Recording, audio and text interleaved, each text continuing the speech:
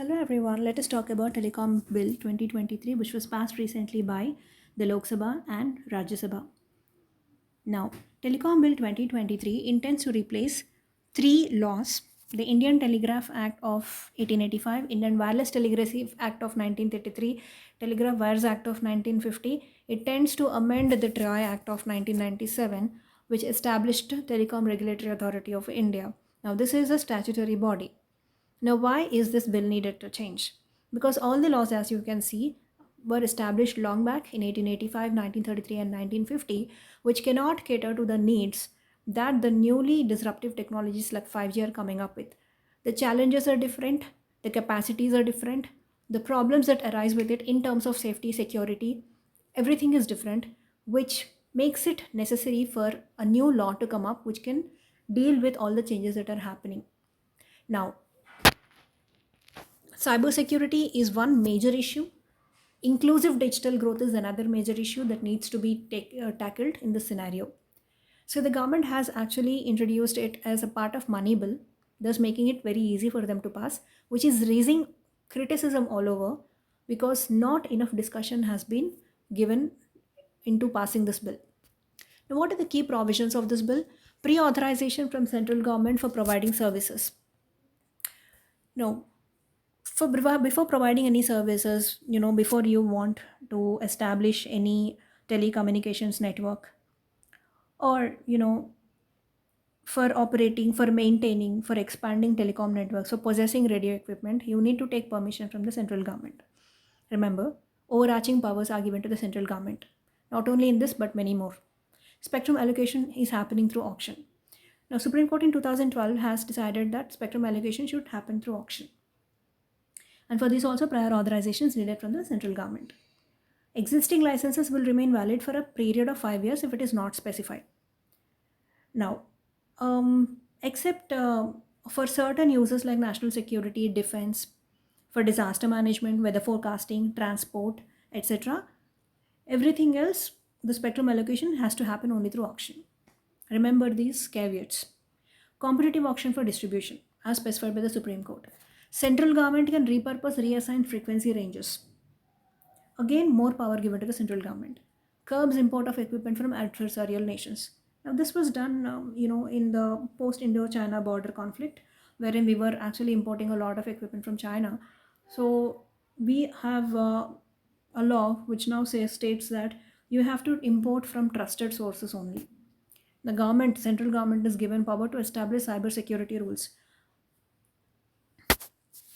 Now, powers of interception and search.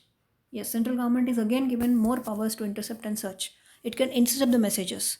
It can make temporary possession of in telecom infrastructure. It can search for unauthorized equipment. It can suspend the telecom services. It can block services for public safety and security. So, in the name of public safety, security, national interest, and sovereignty, the central government is given more and more powers to take control of the digital infrastructure. It can block messages. It can intercept the messages. It can monitor the messages. It can read what you are posting. It can trace you. More so, especially because you are supposed to take a biometric authentication before you are giving a new SIM card. Another thing is cloning of the SIM cards can be tackled by this new bill. You cannot make more and more SIM cards with anonymity, which is actually a positive sign. But all the laws, all the provisions that are given in this bill actually gives overarching powers to the central government. The government can now monitor you.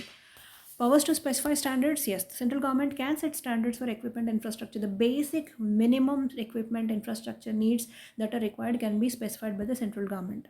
The right of way of public and private property, if the government wants to establish telecommunications infrastructure, it can have its way over public and private property as well.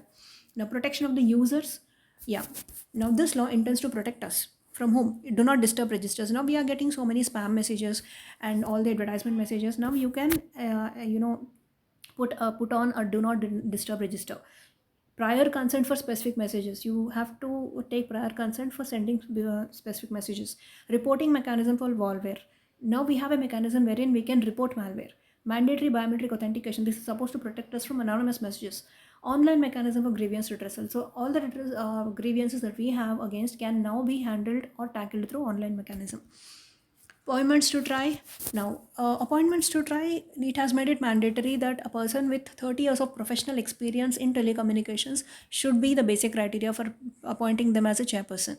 And for members, it is at least 25 years of experience in the telecommunications. We have renamed our, what do you call, there is a, um, we have a fund for research and development, and we have renamed it as Digital Bharat Nidhi. Regulation of OTTs and apps. Now, OTTs do not come under telecommunications. Apps like Twitter and WhatsApp do not come under telecommunications, and hence this law cannot actually be applied to the apps as well as OTTs. Now, how are OTTs now controlled? They are under Ministry of Electronics and IT. There are penalties for unauthorized provision of services. Central government will appoint adjudicating officer if we have some kind of grievance. There is an online mechanism. Central government will appoint the adjudicating officer. Remember, all the powers are now centered in the central government. There is an appeals committee which is again appointed by the central government. We already have a TDSAT. TDSAT is Telecommunications Dispute Settlements Appellate Authority, which was established by modifying the TRI Act. Emergencies and disasters. During emergencies and disasters, central government may take control of the telecommunications. Concerns. Now, what are the problems? Now, we have seen the positive aspects. We have an online mechanism for the grievance redressal. We have an option wherein we can block unwanted messages. We can register a do not disturb registry. We have only people who have taken prior permission with certain minimum standards to establish and provide the services through telecommunications. Now, all these being the positive aspects, what are the concerns raised? Biometric or user authentication is now used as a protective measure to protect us from anonymous phone calls and problems.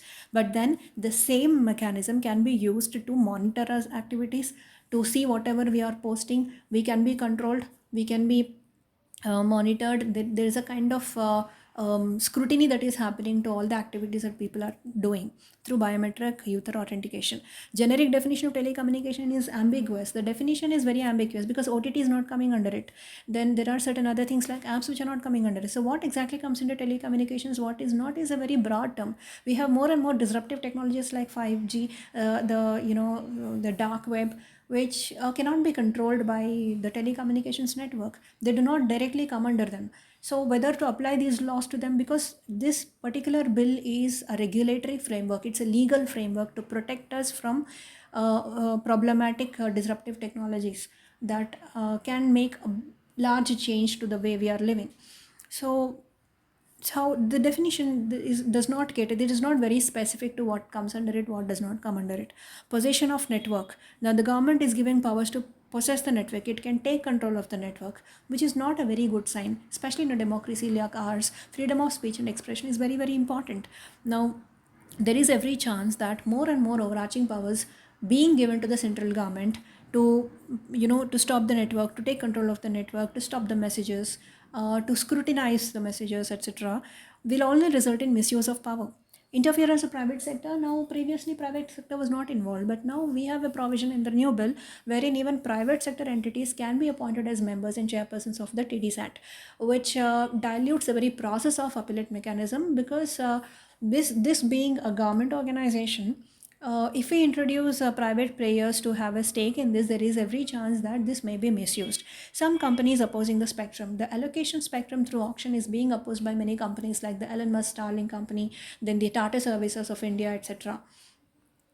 So before we go ahead with all this, there are so many concerns that need to be addressed. There should be assurance from the government coming that our basic rights of fundamental rights of freedom, expression, and privacy are not interfered with. Thank you.